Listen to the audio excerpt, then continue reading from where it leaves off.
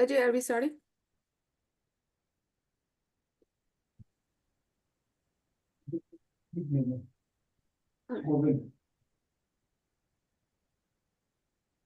Namaste and welcome everyone to the Chingari Annual Global Conclave for 2024. Chingari stands for Coalition for Hindu Girls Abducted and Their Rights, and we strive to raise awareness about the atrocities that minority girls from Hindu, Christian, and Sikh communities face every day in Pakistan. I would like to start with a short prayer. So let me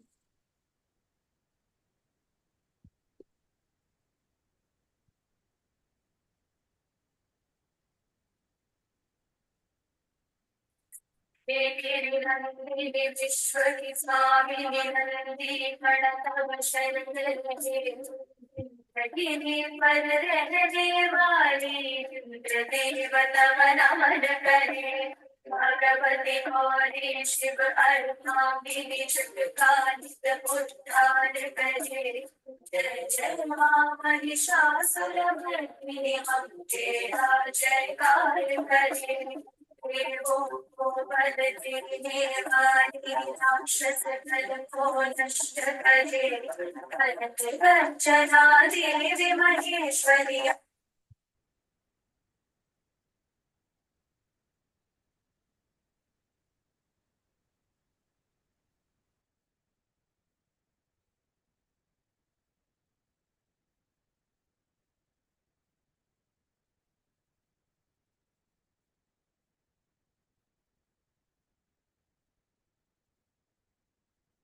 This is what we saw was a simple form of prayer, which is enriched with powerful lines praising Goddess Durga.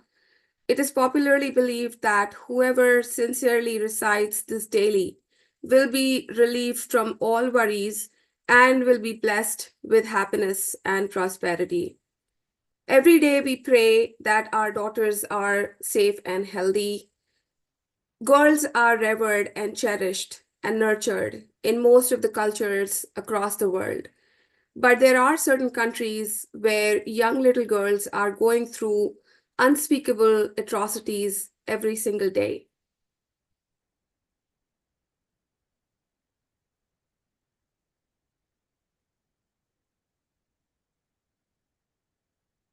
My name is Deepthi Mahajan. I'm the executive director of Chingari.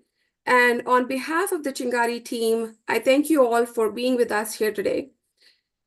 The purpose of our efforts is to mount an action to protect minority girls in Pakistan from rape, forced conversion, and sexual slavery. Over the next hour, we will delve into what Chingari is about, the systemic abuse of minority girls in Pakistan and its repercussions. Then we will engage with our esteemed panelists who are joining us from different parts of the world. The areas that we will cover today are issues like grooming, kidnapping, trafficking, and forced religious conversion of little girls from minority communities. Finally, our panelists will shed light on what is the UN response to this ubiquitous issue. According to reports from the US Commission on International Religious Freedom and APPG, around 1,000 girls each year are abducted, sexually abused, and converted to Islam in Pakistan. These atrocities are, or they have been continuing for decades, and the victims of these crimes are young girls between the age of 9 and 17. They are abducted, raped, or married off to much older men and forbidden from ever returning to their families. From Pakistan to Bangladesh, from Great Britain to Sudan, to Colombia, to Afghanistan, conflict affects the lives of tens of thousands of young boys and girls, whether they are white schoolgirls of UK or Yazidis or Hazaras, or Coptic Christians or minority girls in Pakistan. These children are abducted, forced, and sex trade They are forced into sex slavery and they lead a life of unimaginable misery. In 1982, United Nations General Assembly decided to commemorate June 4th of each year as the International Day of Innocent Children Victims of Aggression. The purpose of today is to acknowledge the pain suffered by these children throughout the world, who are the victims of physical, mental, emotional, and sexual abuse. Apart from acknowledgement of the pain suffered, the March Day intends to educate the public on the issue, to mobilize political will and resources to address this global problem. 2 days from this International Day for Innocent Children Victims of Aggression, we bring you this global Chingari conclave. Chingari project, led by Hindu Policy Research and Advocacy Collective, HinduPACT, is an essential step towards highlighting the ongoing cultural genocide and extermination of religious minorities in Pakistan. It is a call to action for people worldwide to stand in solidarity with these communities and demand justice for the victims of these atrocities. Let's take a quick look of what Chingari is all about, and then we will go to our panelists.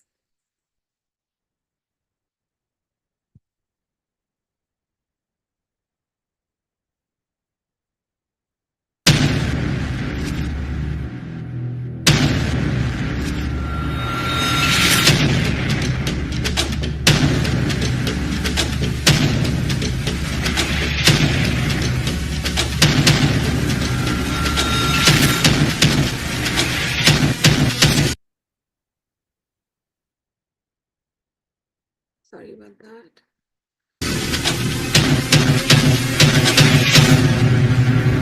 Today, we would like to share with you a human rights issue that has been largely overlooked in the media, and we believe you should know about it immediately. 96% of the population of Pakistan is Muslim. According to government figures, the remaining 4% includes Hindus, Christians, Parsis, Sikhs, and others. Pakistan's controlling theocratic government has made it impossible for religious minorities to become involved in or represented in politics as written in their constitution. Each year, it is estimated that 1,000 young Pakistani girls of minority religions are forcibly converted to Islam.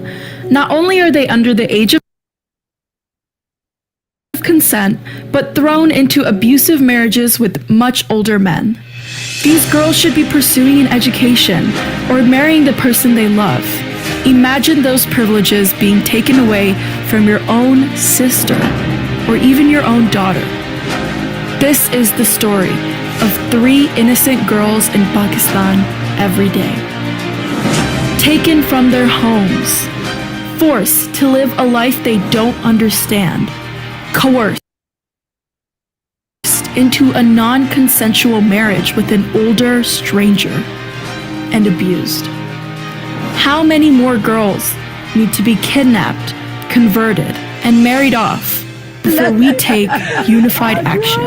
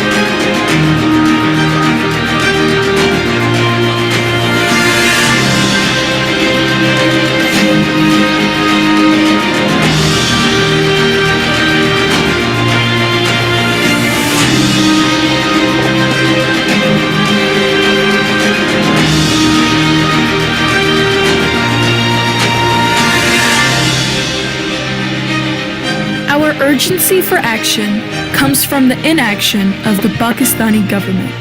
In a majority of these kidnapping and forced conversion cases, rapists walk free and their victim is forced to remain married to them.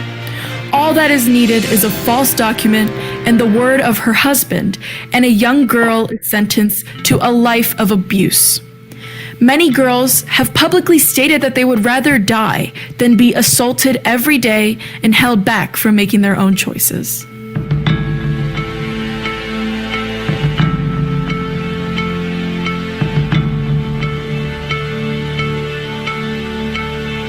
तव्हां जो हे चवनि था असांजो मज़हब तब्दील कयो आहे, इहो छा आहे? तव्हां रज़ा ख़ुशी था कयो? ना, मूं पंहिंजी मजबूरी में कयो आहे। छा तव्हां मारियो पिए? हा, मूंखे मारियो बि मजबूरी में कयो आहे। जे न करिया त मुंहिंजा माइट मिट कोन हुआ।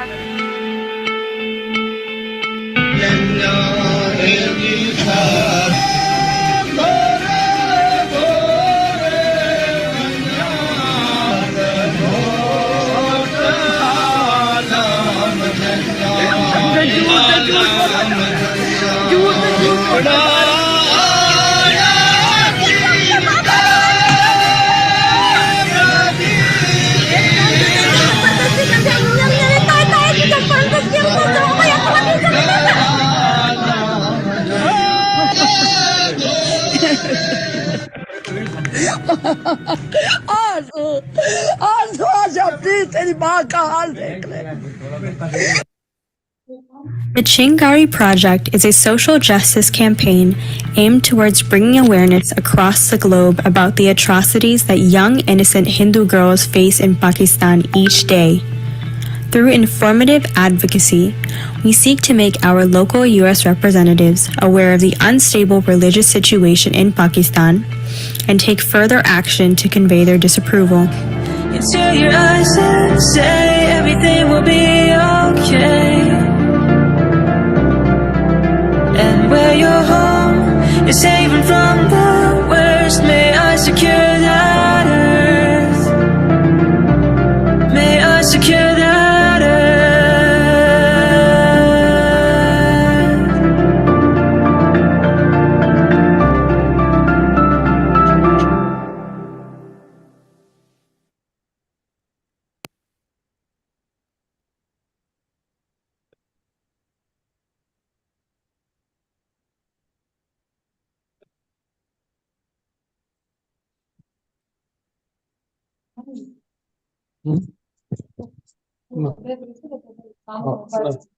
No, आवाज की ना वो Dipti, you're live. Yeah, can you can mute, in Gabba सा okay. So, we request our audience today to please support us on this journey for this humanitarian cause. It's crime against humanities, and we really ask everybody to either participate or donate. Your volunteering can be very, very helpful. Just participate and join us from any part of the world. And that will make a lot of difference to the lives of so many different people. Now, I would like to bring our first speaker, Yasmin Mohammed. And first. Our speaker, Yasmin Mohammed, is a human rights campaigner.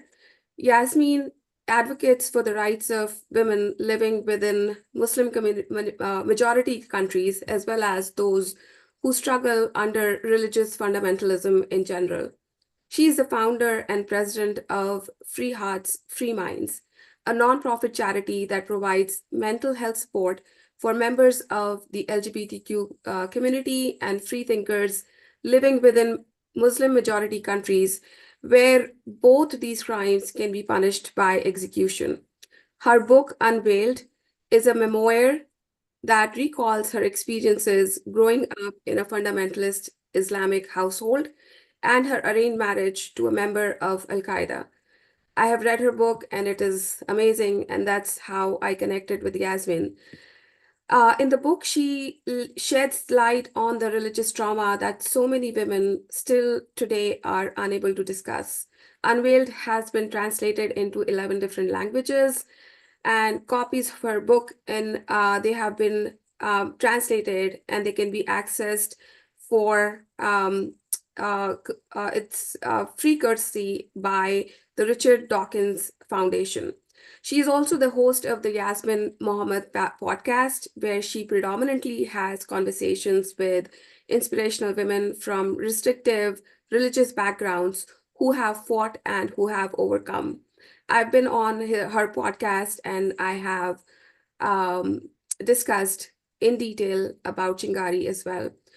Yasmin is a co-founder and co-director of Clarity Coalition, and she has spoken in Canadian Parliament on M103 and Islamophobia, and has been featured in many mainstream media publications such as People's Magazine, CNN, CBC, BBCR, BBC, NPR, ABC Australia, Al Jazeera, New York Times, and many more. Yasmin has spoken in Ivy League universities such as Harvard, Stanford, MIT, and Dartmouth, and for many organizations, including the Freedom from Religion Foundation, Ayan Hirsi Ali Foundation, Ayn Rand Institute, and Think Incorporation. Welcome, Yasmin, and we would like you to share your thoughts. Thank you. Thank you so much for having me, Deepti. This is a very difficult topic, of course. When you came on my podcast to speak on it, it has haunted me ever since.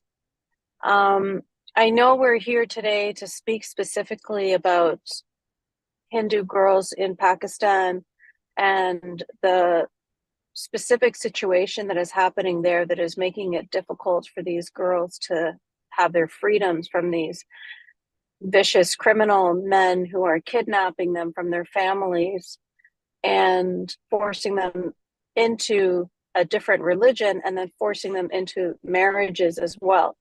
These women are losing their all sorts of personal freedoms. They are their minds are imprisoned, their bodies are imprisoned, and no matter how much their families want to help them or their community wants to help them, the restrictions in the country make it so difficult, whether it's the judicial system or the law enforcement. Now, I just want to take a step back in if we realize that this problem that we're talking about, if we start to look at the core of it, if we start to look at the root of it, we'll realize that we see very similar situations with Christian girls in Nigeria, with Yazidi girls in Iraq, with Jewish girls in Israel, with British girls in England. You know, this is an ongoing problem, an ongoing issue. Of course, in every area of the world, there's going to be specific considerations, but it is important to draw that line, to connect that thread, and to see how they are all connected, because that will bring us to the root of the problem. And once we address the root of the problem, then that's how we can, start to solve it. As long as we're just dealing with the symptoms instead of the actual root of the issue, then we're never really going to be able to solve it. Now, of course, the root of the problem here is the way the religion of Islam views non-Muslim girls. It does not view them as equal to Muslim girls. It views them as, in the Quran, they're referred to as what your right hand possesses. They're essentially sex slaves. They are seen as, the difference between a woman in hijab and a woman not in hijab means that in a woman in hijab, you must respect her and you cannot rape her. But those without hijab are free to be used. So the reason why I bring this up is because it's very important for us to address the religious aspect of this situation. It's very important for us to empower the Muslims that are fighting against the fundamentalists in their religion that follow these edicts, the extremists that support these vicious edicts of the religion. So whether you are a Reform Muslim and you want to push back against these edicts, or whether you are a non-Muslim and you obviously care for the lives of these girls all across the world, then you should be able to speak up against this without being accused of things like Islamophobia. We are not speaking up necessarily just because, we want to speak up against a religion. We're speaking up because we are wanting to support these girls, and we want these girls to have their freedoms and to have their human rights. And so when these words are used to silence people, whether from within the Muslim community or whether outside of the Muslim community, whether people start to make these demands that we do not criticize religion and we do not criticize religious practices, and it makes it so difficult to fight for the rights of people who are being oppressed under this guise of religious freedom. So I just wanted to talk about how important that is, because in Pakistan, unfortunately, a lot of these mullahs use their religion to excuse what they are doing to these girls. And because it is an Islamic country, they value the words of these mullahs, of course, over the words of these powerless young girls from Hindu families. And we have to remember that many of these Hindu families in Pakistan do not have power. They do not have political power. They do not have political sway. And so the idea of the way religious minorities are treated as well is a connected part of this issue. But I think it's really important that as we are addressing these young girls and the atrocities and how we can deal with this and how we can stop this, we need to address the root cause of it, which is the religious cause of it. And we need to be able to speak loudly, clearly, unapologetically against these edicts, whether you are a good Muslim person like the ones who are part of the Clarity Coalition that I am a part of, like Deepti mentioned. Deepti is a member. Rahul, who is with us here today, is also a member.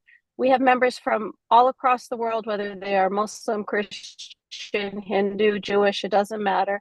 But it's important to empower those Muslim people and also non-Muslim people. Empower anybody who's speaking up for the rights of these young Hindu girls in Pakistan. Thank you, Yasmin. And you rightfully said about the rights of these girls. Like, I was reading and watching some of the testimonies of some refugees that have run away from Pakistan. And one woman specifically mentioned that, and it just stuck with me, that she said meat and women are the same for these men in Pakistan. How bad that can be. So my question to you is, what commonalities, other than the ones that you just mentioned, what are the commonalities that you see with the girls in your community, and what is happening with the girls in Pakistan? I think a commonality is, unfortunately, that, if your oppressor, if the person who is victimizing you is not, a white man or a Jewish man, if he is a Muslim man, then they are protected under this, guise of Islamophobia, xenophobia. There is this idea of diversity and inclusion, and we can't speak up against Muslim men. And this makes it so difficult for women like me who are fighting for girls who are victimized by these Muslim men all across the world, because they are being protected by people who, feel like they are doing the right thing. But if I could just pull our conversation to a different continent and a different country for a moment, and I'll speak about what happened with the young girls in the UK. So there were many rape gangs that were led by Pakistani men, girls as young as 11 years old, very similar, unfortunately, to what we're seeing happening to Hindu girls in Pakistan. And of course, they choose young girls that are just like the Hindu girls in Pakistan. They're choosing girls who do not have a lot of power, who their families are not powerful, so that they can victimize them even easier. And unfortunately, whenever there were journalists, politicians, activists, no matter who tried to speak up for these girls, those people shut down. They lost their jobs, they lost their credibility because they were seen as speaking up against Pakistani men. Instead of us viewing it as speaking up against Pakistani men, we need to view it as speaking up for these girls. We are looking at the wrong side of the equation and we are protecting the wrong side. Why are we protecting the perpetrators of these crimes? We should be protecting the victims of these crimes. And so we put all of our attention on the wrong side of the situation. And unfortunately, Deepti, this is across the board. Whether it, like I mentioned, whether it's in Nigeria or whether it's in Iraq or whether it's in the UK or whether it's in Pakistan or whether it was very recently in Israel, the same situation. So it's incredibly frustrating, and I think that is another commonality. Rightfully said. So it's, we as a community or we as spectators are failing these girls somewhere very, very badly. So just one quick question, another question, Yasmin, is how do you think Free Hearts, Free Minds can work, or if you are working on some this particular issue? Yeah, so Free Hearts, Free Minds is doing really great work with supporting the people who have been victimized by Islamic extremists all across the world. So we are empowering those victims and helping them to get back on their feet again and to feel control of their life again after their freedoms were stolen from them. So that's where we put our energy. It's into helping these people find their empowerment, their love of life again, because unfortunately what can happen when your freedoms are stolen away from you, you start to feel like life isn't worth living anymore. And so we do a lot of work to help these people feel empowered with their lives. And quite often they start to feel so empowered that they want to spread that light. And so they will continue to cause a ripple effect that is causing empowerment throughout their community. So, for example, we had this young man who was from Afghanistan, and he was actually a Talib. He was part of the Taliban. And he was able to get out of that life. We were able to support him to the light, out of the darkness. And he was able to go to become a refugee, actually, in Pakistan. And when he was in Pakistan, he started to go to university there, and he started to be able to speak to his classmates and to continue to get them to change their minds and to open their minds. So what Free Hearts, Free Minds is doing is basically empowering, we're liberating Muslim or ex-Muslim people from the extremism that they have experienced. And those people are, going forward with this ripple effect and spreading light. So we're liberating one free thinker at a time. Beautiful, beautiful. Thank you so much for everything that you do, Yasmin, and how much I appreciate you. And we will come back to you with more questions from audience as well in a little bit. But next I call Priyanka. Priyanka is our next speaker. She's a distinguished professional with an impressive international background. She played a key role in the Chief Operating Officer's office with the Times of India Group, and she hosted her own digital show. She was also invited to be part of the communications team for Indian Prime Minister Narendra Modi during the 2019 Lok Sabha national elections. Notably, Priyanka is recognized as a national political commentator and she is a prominent voice among the youth on social media. The social media is becoming so powerful, and we all are trying to give these issues a voice on social media. So that's why Priyanka's thoughts and inputs are extremely important that we discuss here today. Her work has also garnered attention from influential figures across the globe. Her exceptional achievements also extend to establish and grow a YouTube channel that covered positive developments across India and US.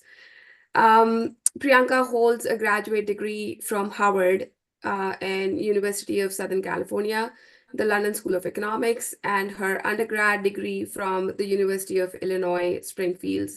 And Priyanka, pardon me if I missed something in your introduction. Empowered women, and I know she has a child in the background, so that's what we have to deal with in our daily lives. So Priyanka, welcome on board, and Thank you. let's share your thoughts. Thank you so much, Deepthi. Namaste, everyone.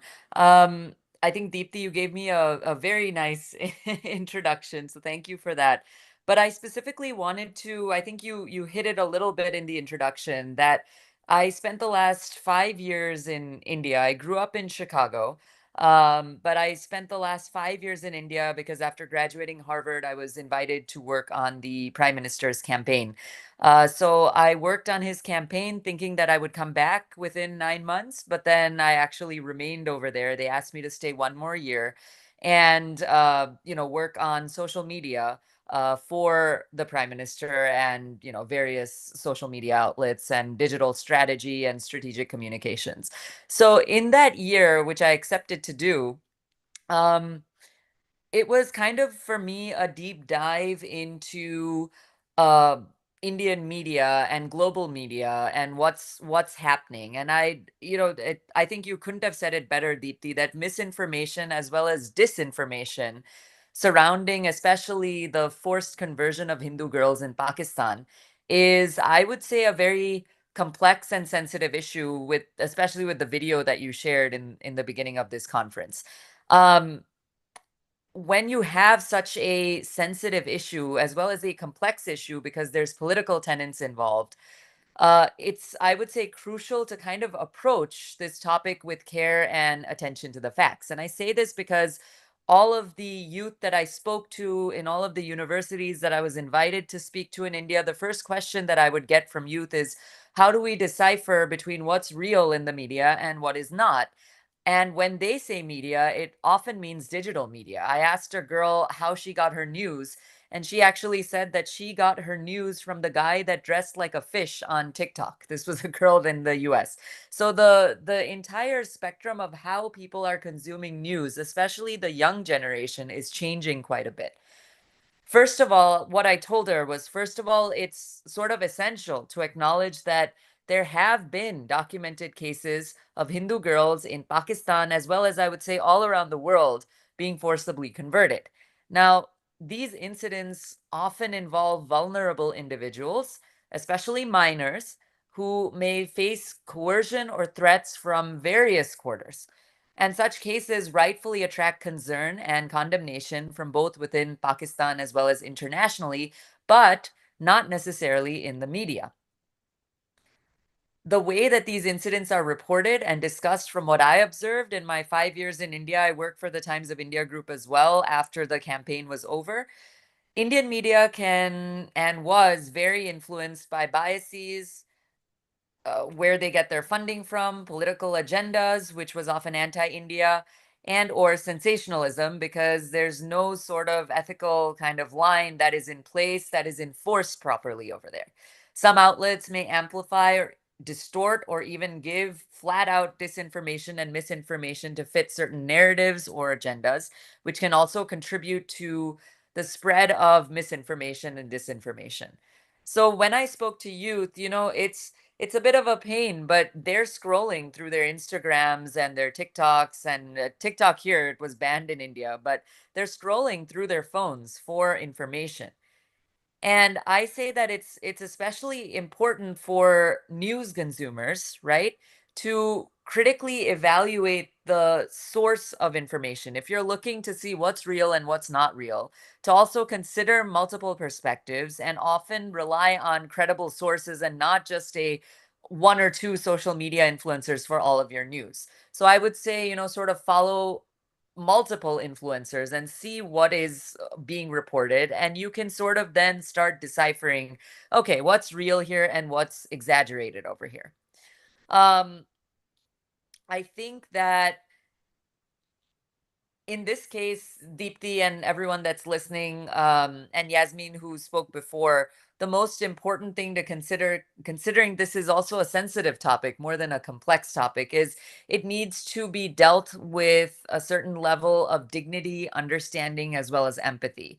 And young people, they actually, what is the attention rate now? It's gone down by 3 seconds over the last 3 years. So 3 years ago, the attention span of a young person, and when I say young person, age 18 to 35, was about 6 seconds. And now, as of today, 2024 June, it has gone down to, I think, 2.6 seconds.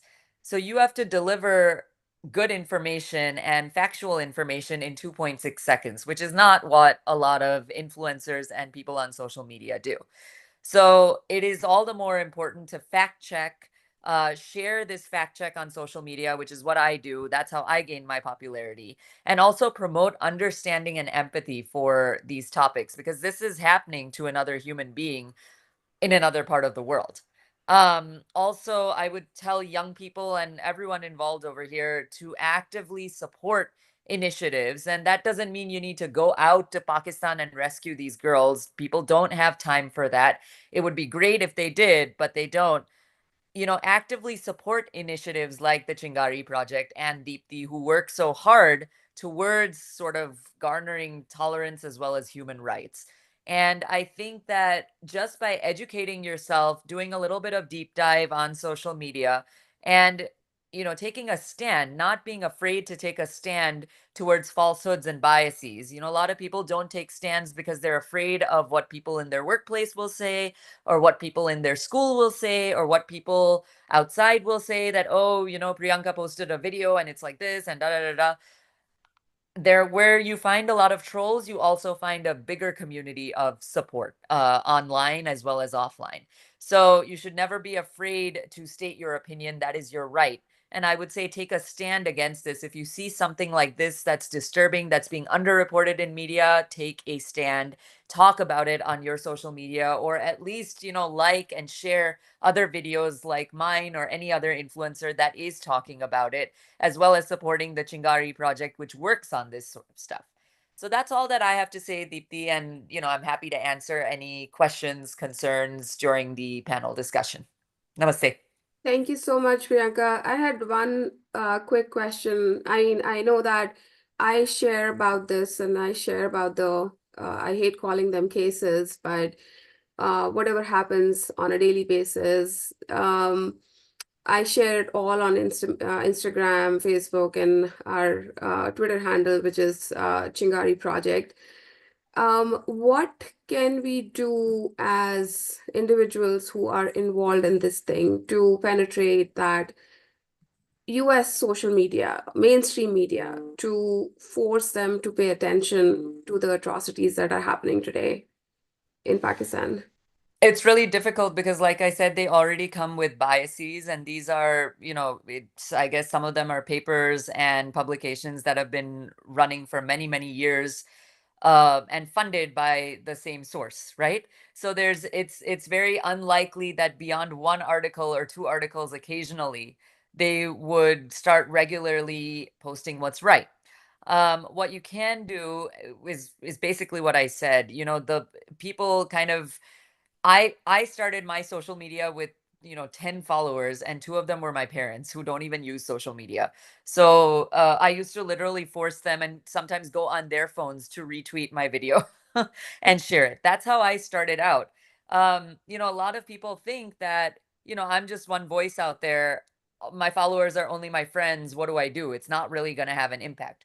I was one of those people that started out on that, and I had less because I think all my friends didn't even follow me. They were like, yeah, whatever.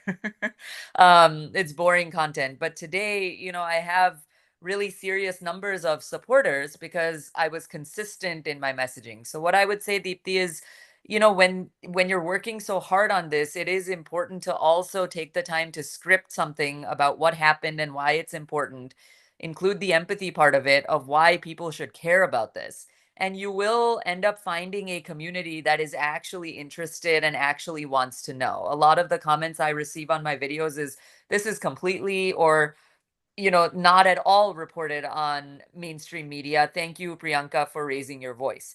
Um, it was definitely a slow rise, but I would say consistency does the trick. I was posting a video, every day, and now with a toddler, I have a terrible, terrible 2-year-old who is wonderful. But I try to post 3 times a week and really handpick the topics that are in the news or underreported in the news and put them out. And people appreciate that. I've developed and garnered a community. So your one voice is important. Don't think just because you have 15 or 100 followers, that 100 followers, for me, that 10 followers is now over 80,000 or 90. It's about 90,000 on Twitter. It's about over 105,000 on Instagram, on Facebook. It turns into thousands and thousands of people who really want to hear and appreciate the truth being spoken out. So it's always important to tell the truth. And there's less and less of it on mainstream media. The only way to go about it, I would say, and the most effective way today to go about it, is you have the magic of digital media, which was not there 10 or 15 years ago. Use it. Absolutely. Thank you so much, Priyanka. Sure.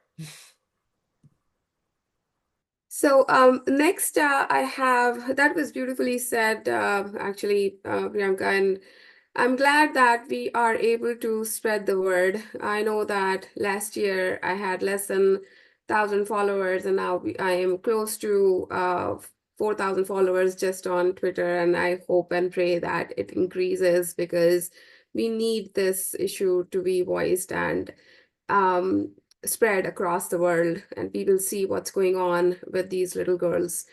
Next, I welcome Professor Lavanya Vamsani.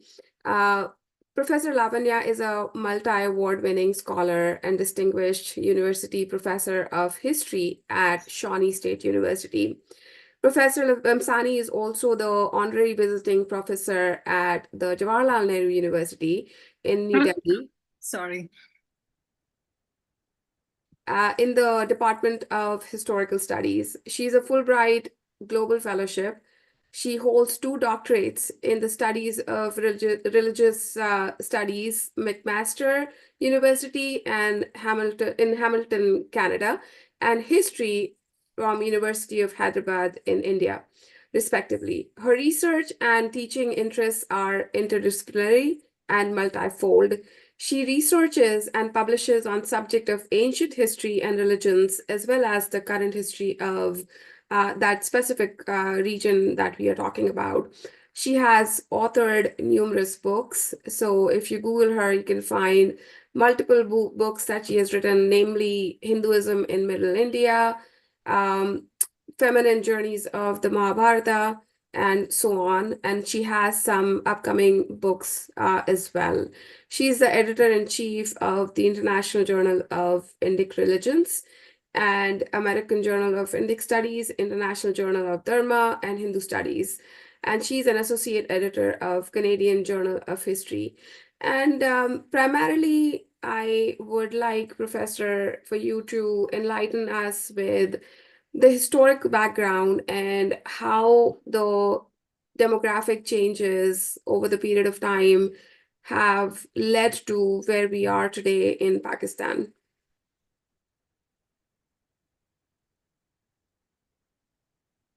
Thank you. Thank you for the great introduction. And to my friends here in the morning and to the Chingari project for organizing. And for everybody assembled here today, it's not easy to start here early on Sunday morning. So thank you all for joining me today.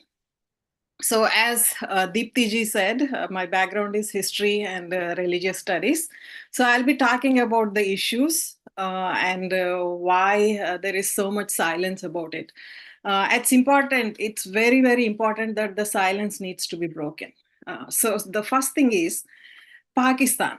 What type of a nation is it and how is it formed and historical background? And then what is happening now and what can be done?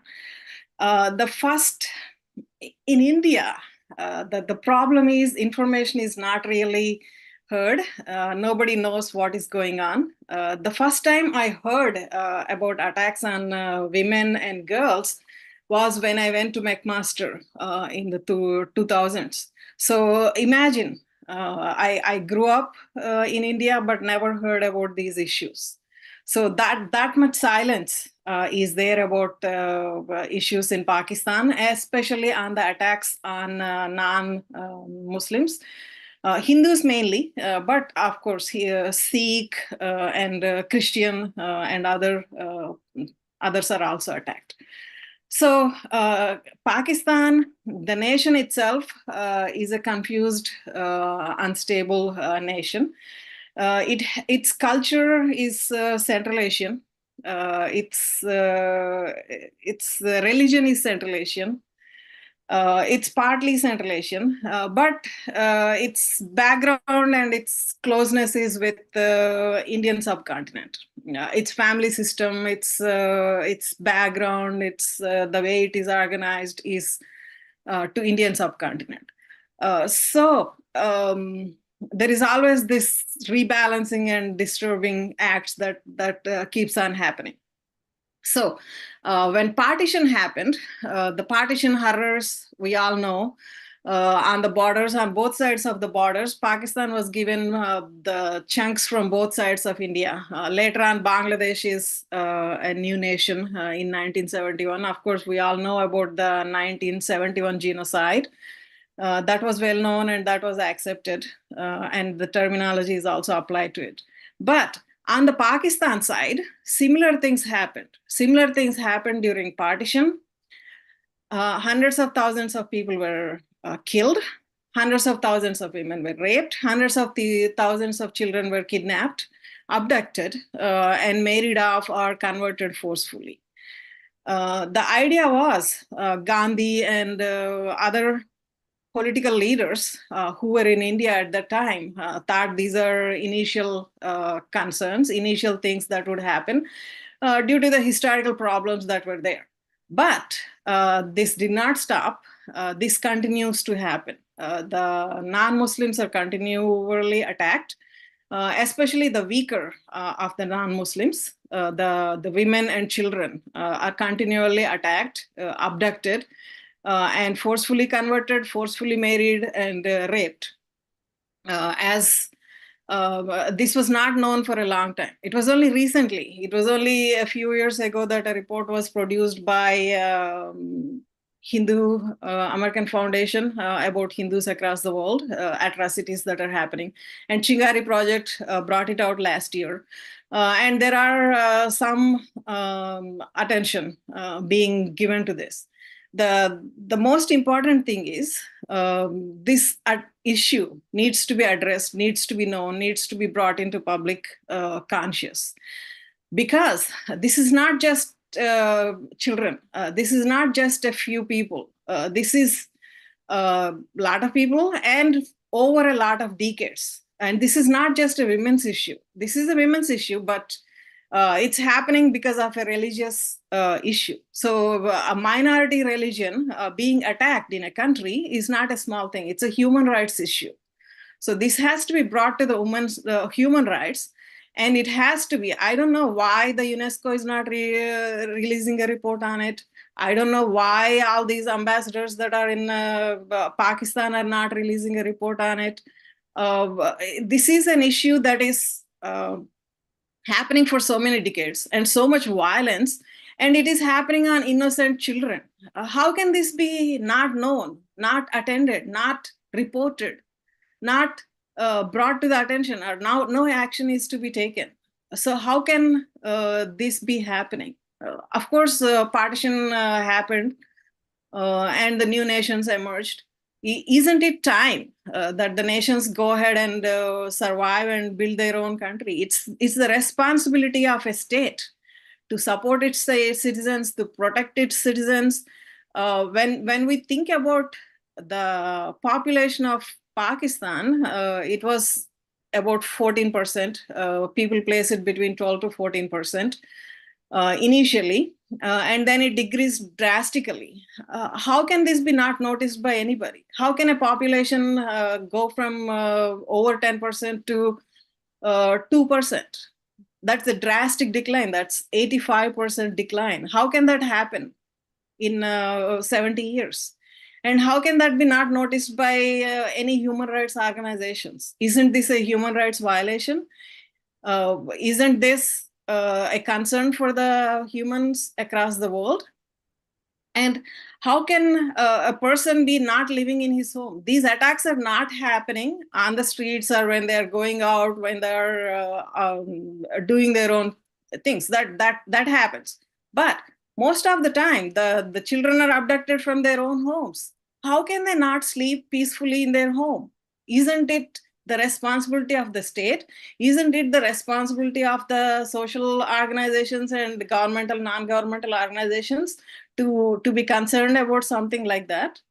That the children abducted from their own homes.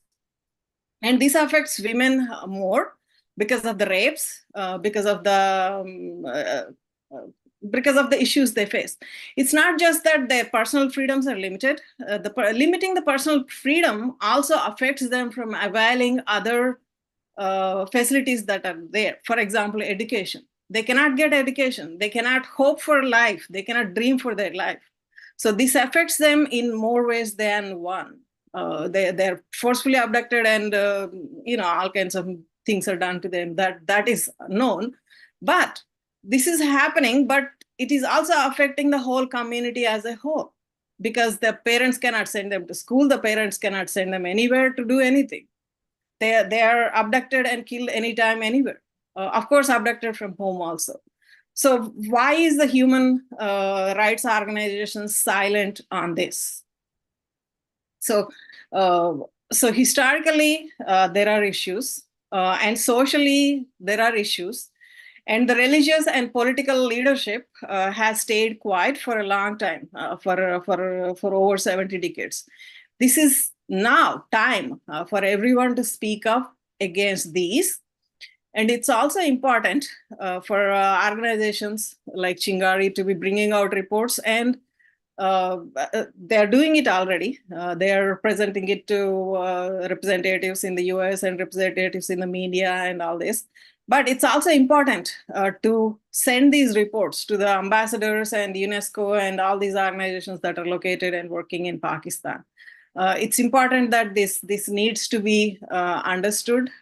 This needs to be talked about, and some recourse or some solution is offered to the parents to protect their children. It's very important. So.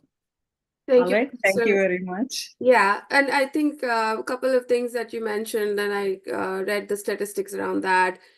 The illiteracy rate in amongst Hindus in Pakistan is close to, literacy rate is close to 14%, which is drastically low. And amongst girls, the literacy rate is less than 5%, because these girls are not allowed to, because the parents are scared and they are not allowed to go out to study. So we are hindering one entire population, one entire community from any kind of growth. So, and historically, Professor, if you can talk about a little bit about the demographics of Pakistan before the partition, when it was one India. So any numbers that you have, like on that whole region, as to what it was and how that changed? Right. 12%, 14 to 12 to 14%. That's a large number. Even now, it's a large number of Hindu population there. It's between 6 to 7 million. That's not a small percentage that you can move somewhere else. And in those days, of course, the cities, Lahore and Karachi, all these cities. Karachi was actually founded by Hindu merchant traders. So these cities actually have about 40 to 41% of Hindu population. But if you look at it now, of course, there is less than 2% or 3% of the population. So that should give you an idea how drastic this change was, how drastic the attacks were. The demographic change was completely unimaginable. There are works done on these cities, on Karachi and population of Hindus in Sindh and other provinces. University of Texas actually done an online project. It's available regarding what happened to Lahore after partition, how houses were emptied out, how people were hunted, and if they fall into the hands of miscreants, of course, bad fate. But most of them, some of them escaped. Most of them fell into these groups. What do you call they're not called terrorists. They should be called terrorists, in my opinion. They raided the houses, took anybody that fell into their hands, killed anyone that they thought not useful. So it was almost a civil war, and Pakistan is still living in a civil war. The organizations, the human rights organizations, UNESCO should actually examine this and should actually have a report. It still continues to be on a civil war. Citizens killing, citizens abducting on a large scale in any country is not acceptable. If a country is, stable, then these things would not happen. These things are continuously happening for 70 years. Shows that it's still in civil war. It's not really stable nation. So it's a real big issue, not as small as it is projected out to be. Thank you so much, Professor. And we will actually also talk about later how and what we are doing from reaching out to the UN and on all those perspectives. Thanks for sharing that. And just because you discussed these things, I wanted to actually quickly share my one of the incidents that just happened last week, and it will show the audiences and extended people across the world how bad the things are. So I'm going to bring up one video that just a few seconds video, but this is what happened in Pakistan this week. As we speak, this is what is happening there. So 12 Muslim men, they kidnapped a 13-year-old girl, and this is what is happening in real.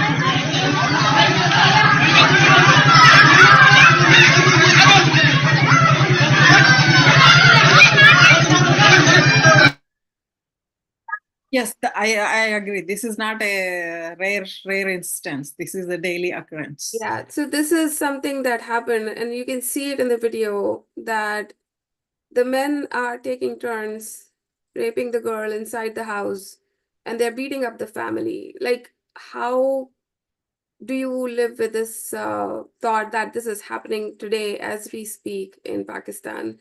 And on that note, Professor, I would also like to call upon our next speaker that we actually have joining from Pakistan. He's a human rights activist that is joining us.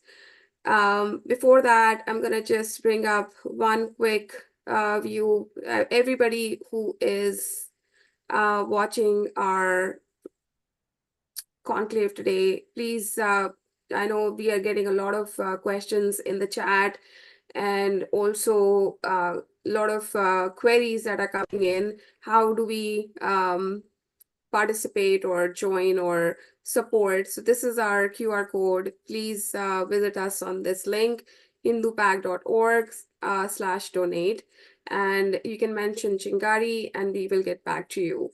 So again, quick ask from all our audience to support us. But next, I would like to call Kushal Premi ji, and Kushal ji is joining us from Pakistan. He is human rights activist that is constantly working on in the area of Umarkot, Sindh in Pakistan.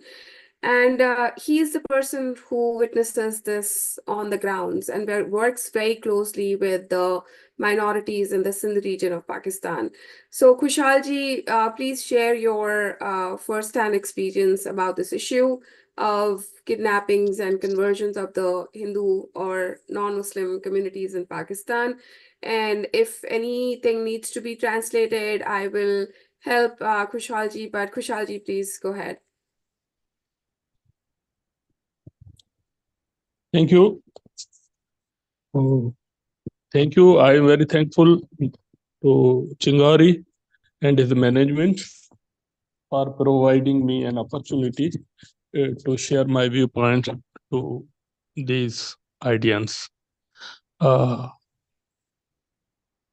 First, I will clarify that the last video, that is not the video of rape that has happened in Umarkot, and that was conflict between two minority groups that of the same caste over the property issue.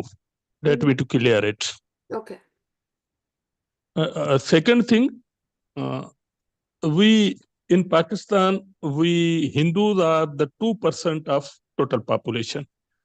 And I said that every year more than 500 Hindu girls are forcibly converted, kidnapped, and married to their abductors. In several cases, kidnapped girls and are brought before religious clerics, converted at the same time, and are married to their abductors. Even the girls are minors and they don't have reached at the age of puberty. After conversion, no one makes them sisters, daughters, but they make them wives and sex slaves. According to Sindh Child Marriage Restraint Act that was passed by Sindh Assembly, the minimum age for marriage is 18 years for girls. But the religious clerics are more powerful and are above the law. No one can question or do anything to them. In several cases, the victimized girls don't see or meet again their parents in the whole life. The two main centers, one is in Ghotiki and next one is in Umarkot, where I am residing. They have licensed to kidnap and convert the girls. Really, they are very powerful. But we all have to realize that the knowledge and the fact, we have to check the facts and cross-check. Several things shared on Facebook are very fake, and misinformation is spread at large scale. As in the last video, that is not the case of the rape, that is matter over the property. In almost cases, parents of kidnapped girls don't get any relief from the court of law because the abductors file a counter FIR against the parents of the kidnapped girl, stating that the girl has willfully changed their faith and married. Now the parents are issuing threats to newly married couple.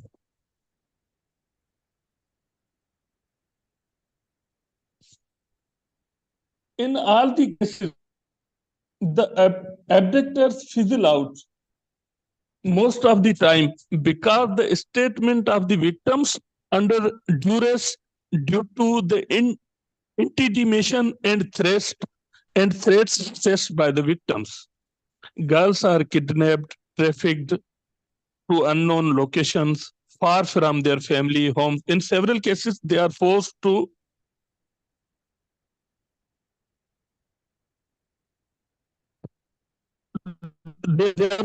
marry with the men twice of their ages.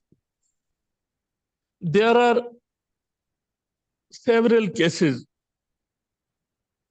Even the girls in the court of law has clearly stated that we want to go to our home back, but the court did not allow them to go back. But nowadays, in recent, the situation is changing slightly. Things are slightly changing. Government, state, and its institutions are going to be more sensitive and providing due space and response on this burning issue. In the recent days, you and I spoke about this particular case of Brian, and I think you clarified that social media can be a little bit of menace, but can you and I spoke about this issue of Priya Kumari. Can you shed some light as to what happened in this Priya Kumari's case and how it was handled, or it is being handled today? Yes. Let me to share one thing. Then I am going to coming to the Priya Kumari case. Okay. So in the last week, girl which was abducted from Hatungo, Kipro, a city, a Talca headquarters city, and which was converted and married. But the court has provided relief, and she came back to their parents, and the person who has abducted them is behind the bars, is in the jail. So I am at the same time, I am very thankful to the state, its institutions, that now they are paying due attention to us, to minority girls on that issue. At the same time, the Priya Kumari, a little girl which is missing. She was at the age of 9 to 10 years, perhaps. She is missing for last 2 years. And even the parents, the civil society, the national media, blaming for the kidnap the persons who are more powerful, and they are sitting in the assemblies. So the institution of state cannot do anything in that case. And due to such situations, several Hindu families from Upper Sindh have migrated to India, have migrated to several other countries. So I am of the opinion that the international institutions and human rights have to come forward to strengthen the local civil society organization Pakistan and government to tap the post-Syrian bill in the assemblies and to protect the minority girls and minority peoples in the Pakistan. Thank you very much.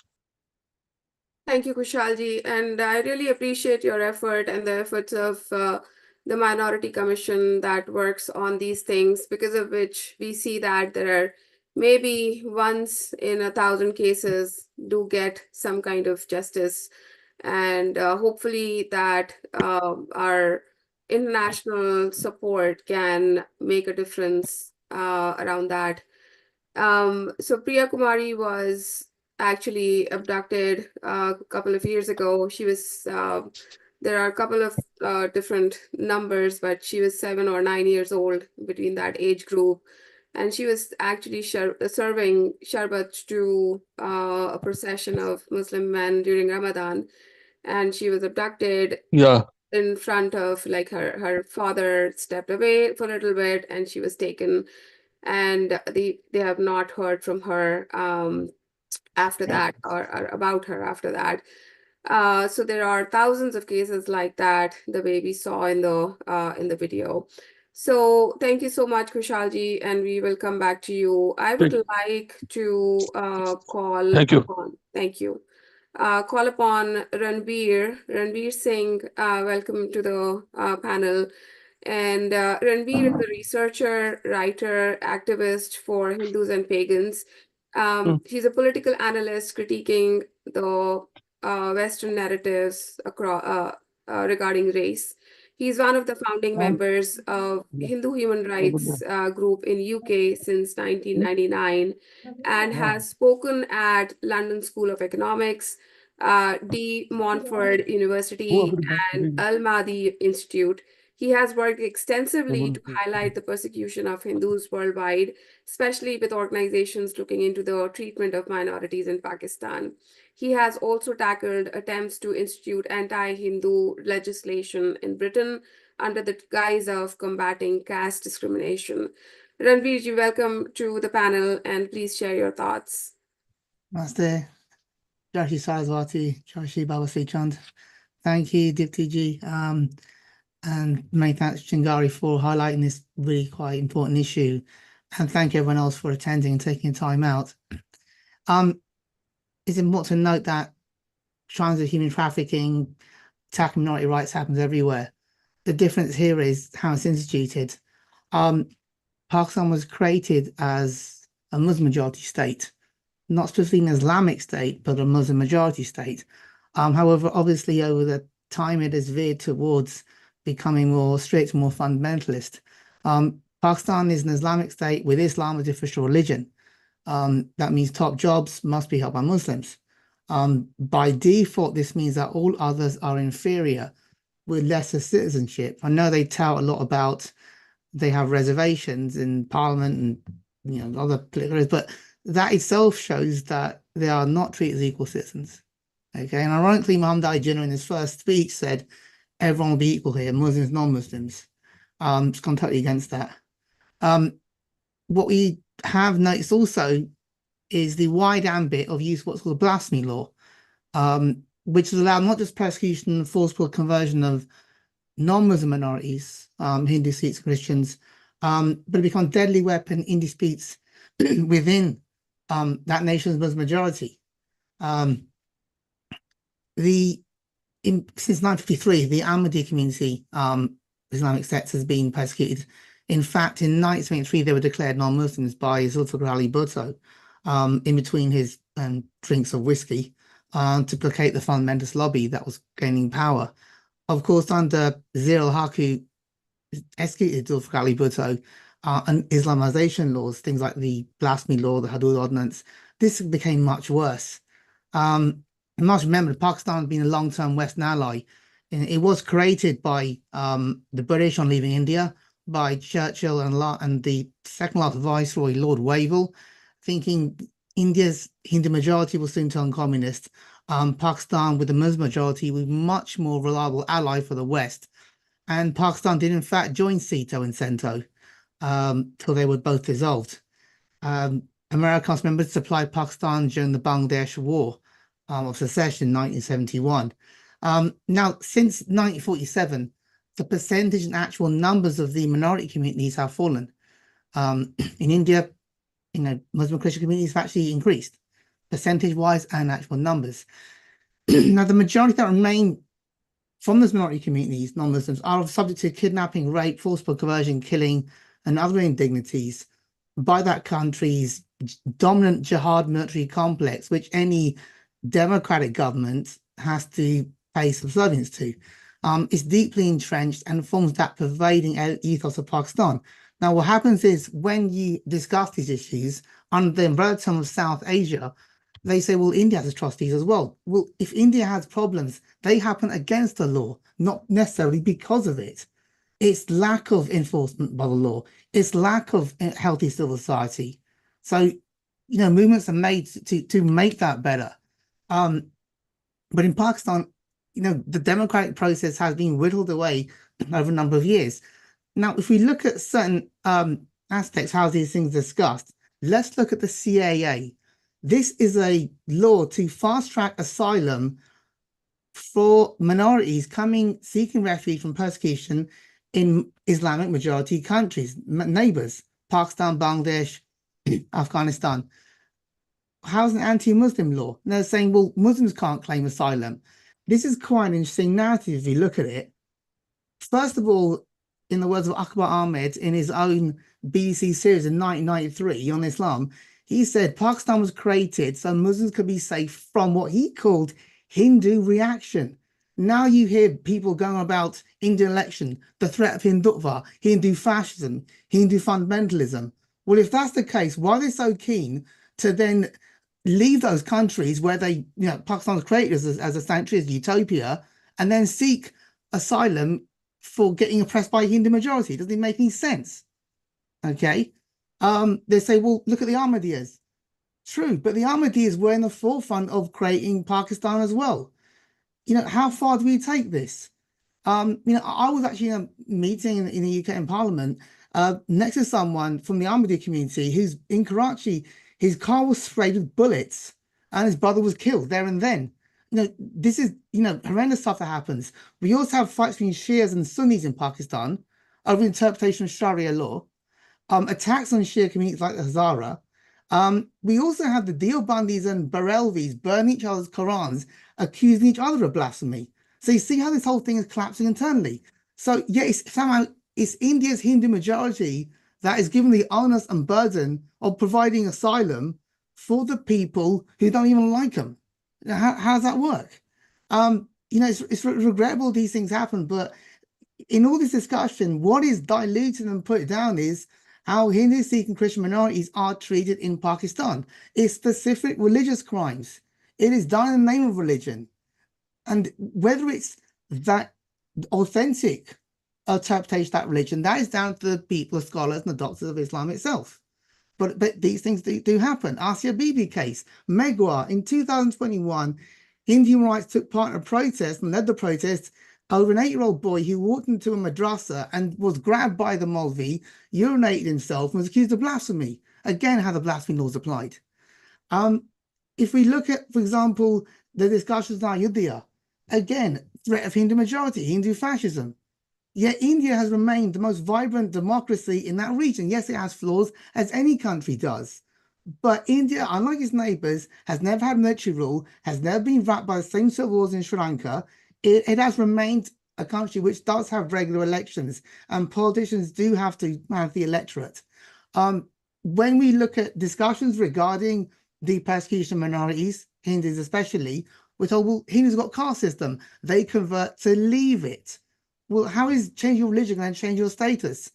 And they often forget India's had a prime minister who's from the Ganji community, which is OBC, other backward caste, a president, Draupadi from the Santal community, that's tribal. Her predecessor, Ramnath Kovind, he was from a Dalit community, I believe, a Koli caste. So I'm not saying there aren't any issues, but look how it's always pushed towards threat of Hindu majority, the threat of caste discrimination. These things are done to show, well, India is much better. That is not moral equivalence. We heard from Yasmin Mohammed, who mentioned about the other areas of the world where there's non-Muslims being targeted, and mentioned UK. Well, obviously, I live there. Now, one of the reasons behind the form of HHR was because at that time, these grooming gangs, that issue wasn't being taken seriously. While the state is much more healthy and civil society than Pakistan, the authorities, police included, didn't want to interfere in what they dismissed as an internal issue for the Asian community. You see, it wasn't white girls being targeted initially. No, back as far as 1961, according to the Sikh Awareness Society, Sikh girls being specifically targeted for forcible conversion, rape, sex trafficking, forceful marriage. Grooming gangs existed as far back as then. But nobody wanted to mention it because you break the narrative that it's a coalition of minorities and sympathetic whites against racism. Now, while racism is an issue, it's not the only issue. These things were happening within that. And it's interesting if you note, they call them Asian gangs. They make a religious issue into a racial issue. One of the common grounds between the so-called anti-fascist far left and the neo-Nazi far right, yeah, and the jihadis, they all agree on it, called it an Asian issue. When the Salman Rushdie affair took place, it was a religious issue. They again said gangs of Asians. See, notice how the narrative changes. And that is the same narrative being applied to India, being applied to Pakistan. CAA is not a fast-track asylum law. It's an anti-Muslim law. The Kashmir issue, self-determination, no, it's jihad, backed by the West. They don't mention the Hindus that were ethnically cleansed there in 1990. They're called internal migrants. I'll forget about it. How many years ago was that? But they keep bringing up that issue of Indian army in Kashmir, but it's there for a reason. I'm just going for the fun of it. They bring up the issue of Nakba in Israel, but they say that's 1948. But they never bring up the issue of how Hindu Sikhs were ethnically cleansed out of Pakistan. In the 1971 war in Bangladesh, yes, Muslims were killed by a Pashtun Punjabi military, thought themselves as martial races against the dark-skinned Bengalis who were dismissed as just Hindu converts. But Hindus were specifically targeted. And who saved the Muslim majority in Bangladesh from genocide? It was India under a Jewish general, General Jacob. These facts are obliterated and not discussed. So there's a fundamental issue here, which is not being addressed. And that is the fact that it's uncomfortable, but we have to look at why this ideology is so sacrosanct. It's hardly ever criticized or excuses are made. Why are the apologists for it? I would like to quote from a fellow Canadian from the African country, Ishad Manji, was a reformer. So you need to have moral courage. And she regretted when in school not speaking up when her Jewish teacher came into class and found swastikas in chalk on the wall. And she should have said something. And she told me that I should have said something. It was my fault. I knew it was wrong. And that moral courage is down to all of us to speak up. So unless we don't do anything, the world won't change by itself. Everyone makes a difference, as Priyanka said. I started with 10 followers on Twitter. I haven't got as many as her. But since the riots in Leicester, which, by the way, Hindus were targeted and at the same time were blamed for being attacked. They put blame on Hindu extremists. They didn't exist. They wouldn't look at the issue. Since then, information has been shared. Ideas have gone out. Things are changing. But the most fundamental change will only happen when the revolution happens in Iran. That'll set the domino going in reverse from what Khomeini started. Because in Iran, you don't get all the news out, but the majority are sick of the Ayatollahs ruling them. That will change things. You'll see a massive change. The other change will be India is becoming more geocentrically needed by the West. China, it was used for manufacturing. Oh, if we can give them economic power, they'll democratize. That hasn't happened. And that's what's going to break the narrative, which is ultimately anti-Hindu and anti-India, and still dominates Western media and the Anglophone media in India that follows it. Sorry if that was too much information, but we'll get it all out. Thank you so much, Ranveer. Yeah, I think the thing that you said rightfully, that all of us raising our voices against this is making a difference, and we want that difference to continue growing with our supporters across the globe. And in my experience in the last few years, I have found more supporters than the downers of the world. And so this particular issue of girls, whether they are from whatever community, right? I know we are talking about the Hindu, Sikh, and Christian communities in Pakistan, but these girls are suffering. These girls are suffering on a daily basis.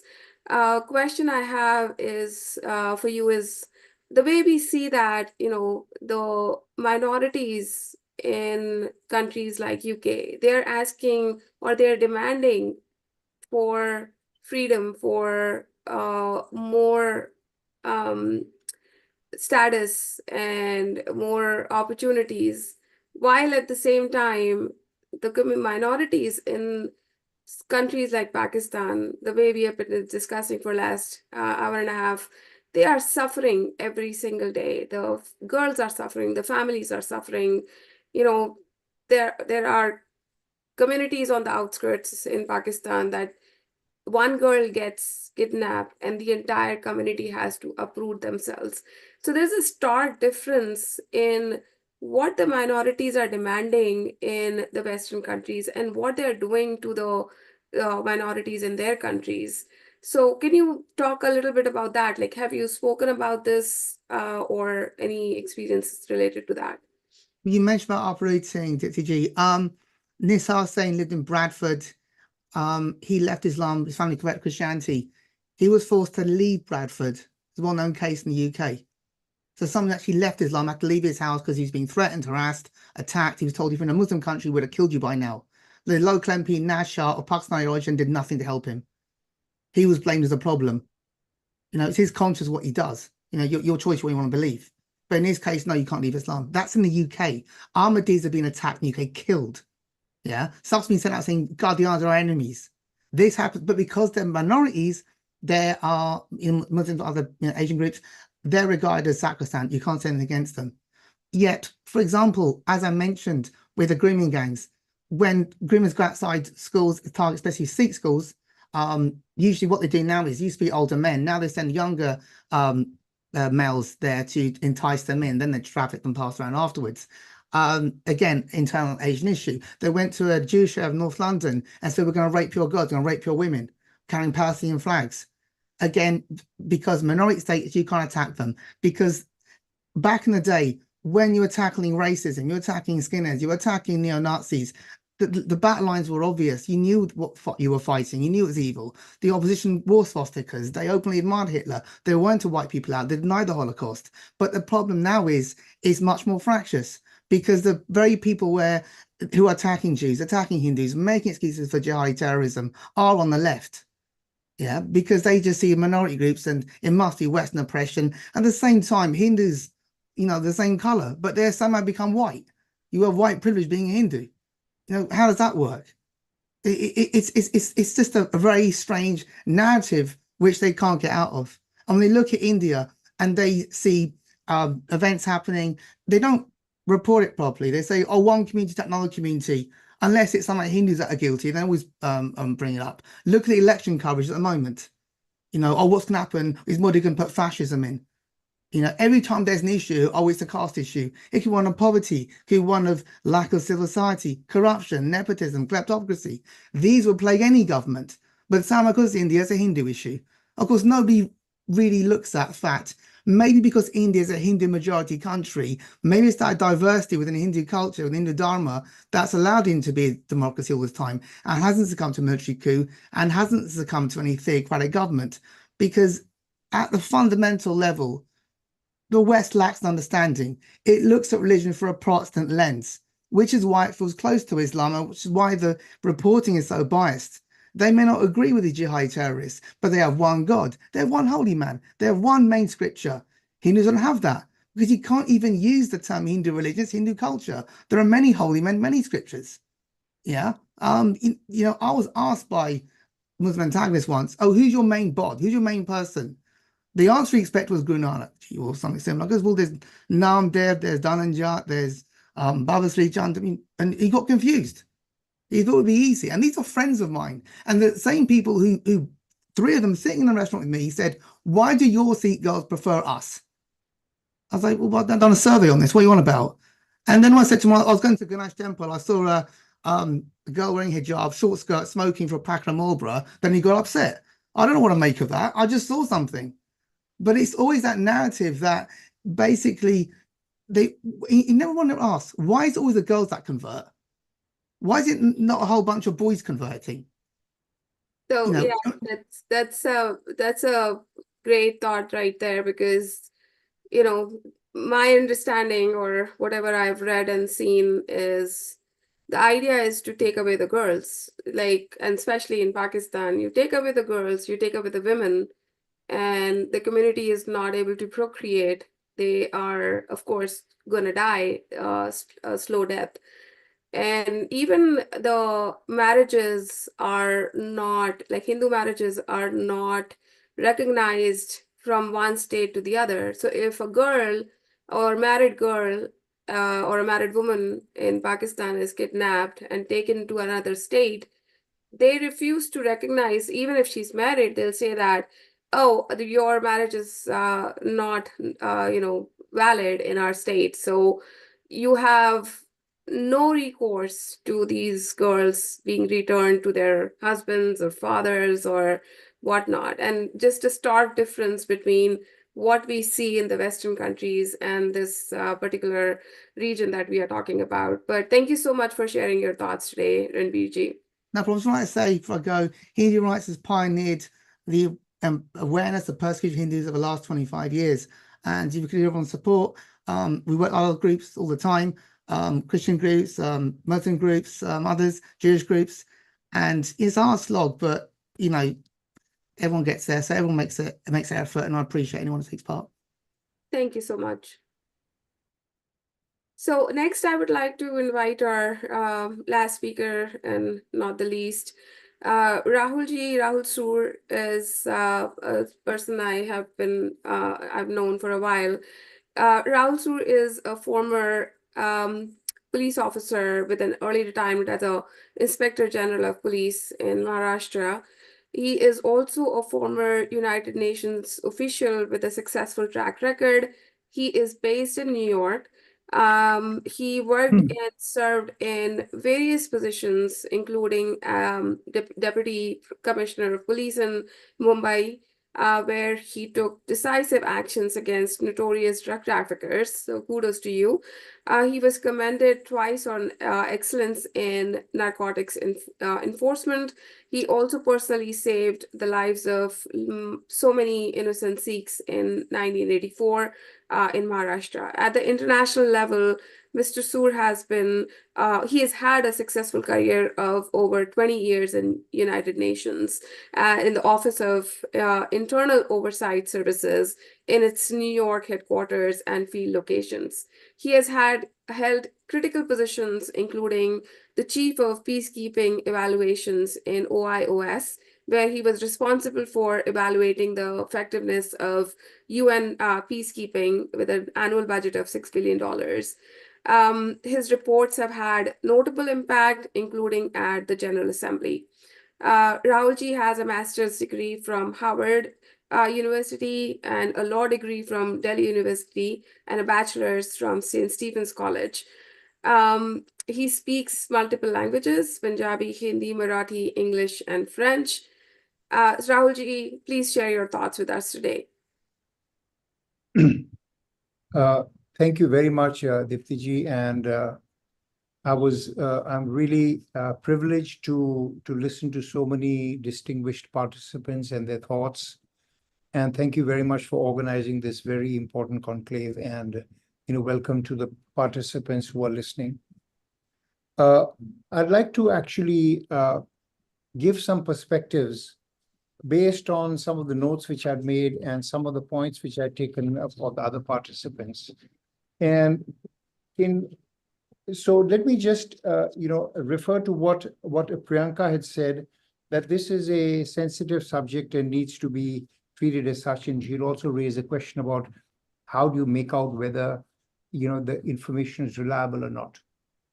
Now, on the issue of what is happening to Hindu girls in Pakistan, I would say that an overwhelming amount of evidence, objective evidence, now exists in the public.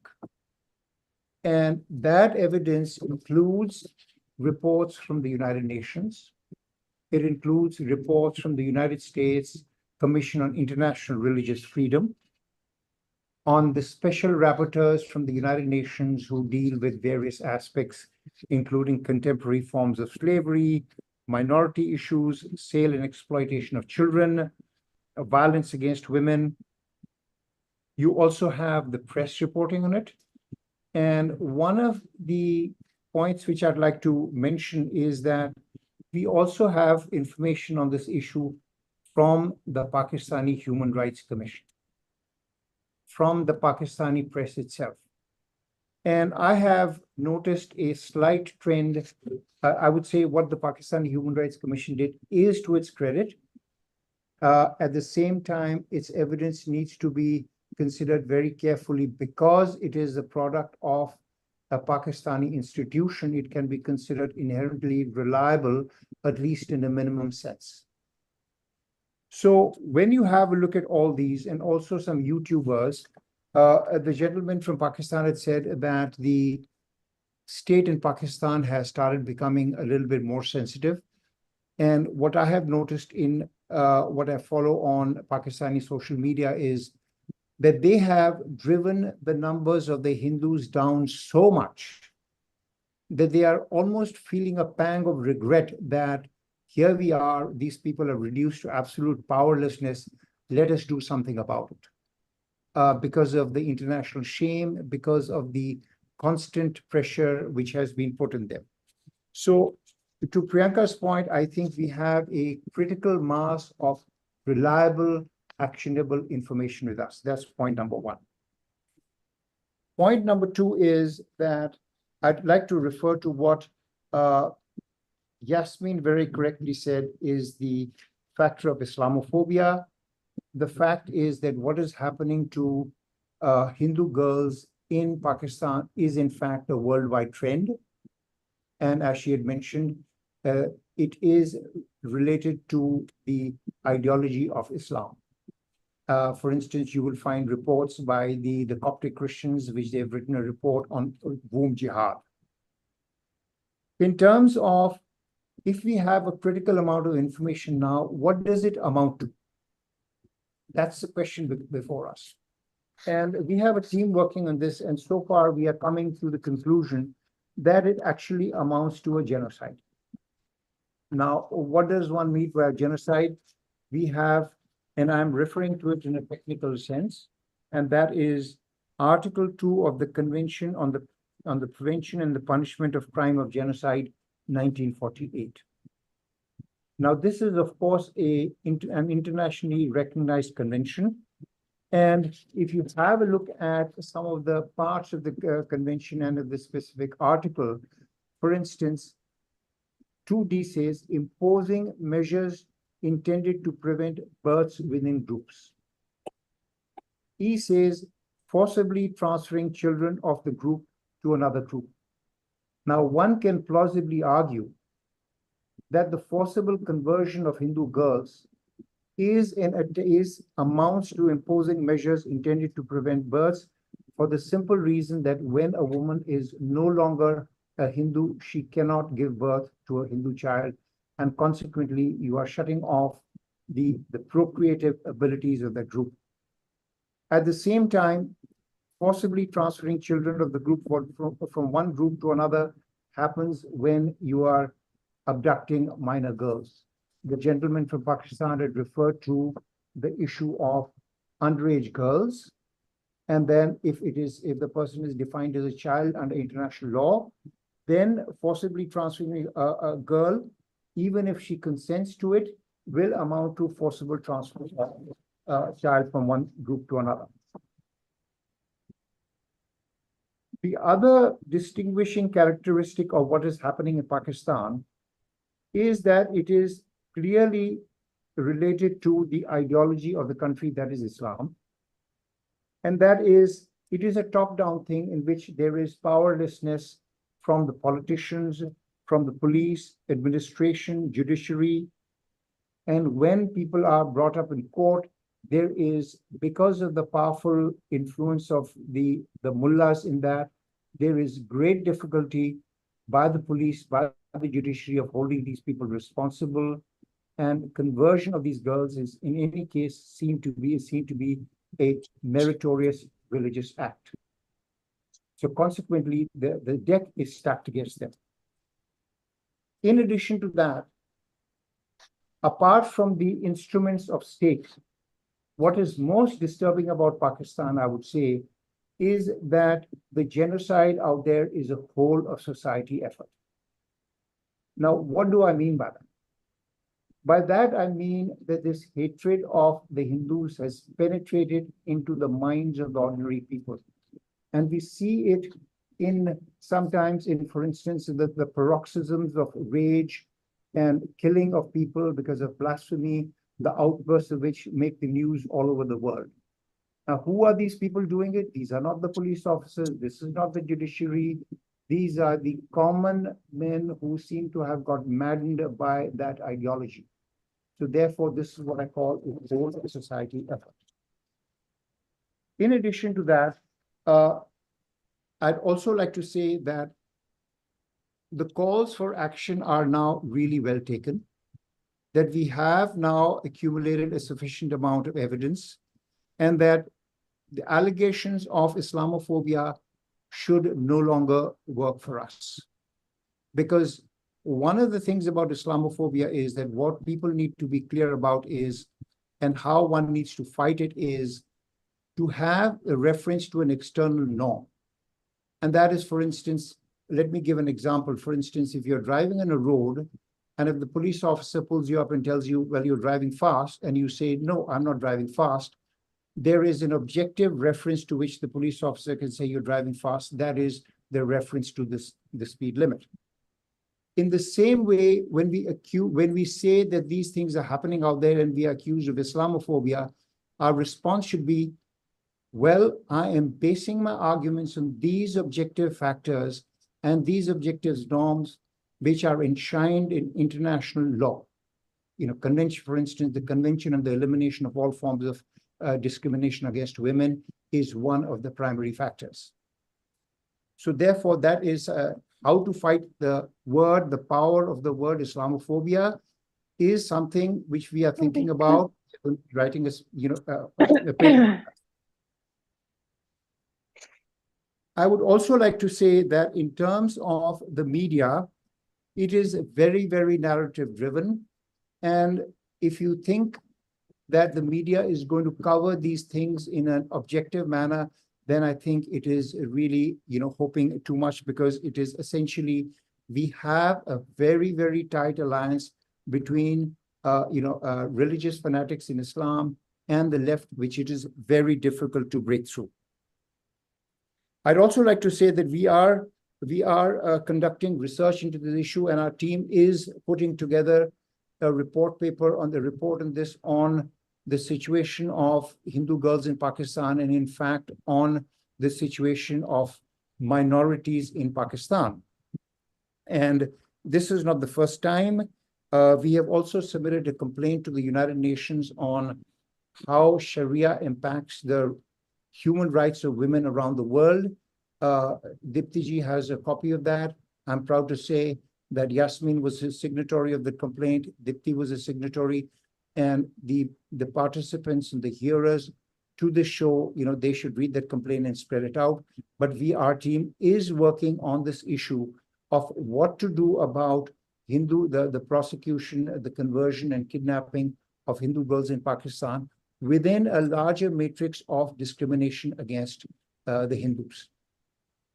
There is also the issue of what was the number of Hindus when Pakistan was formed, and Professor Wamsani had said it was around 12 to 14%.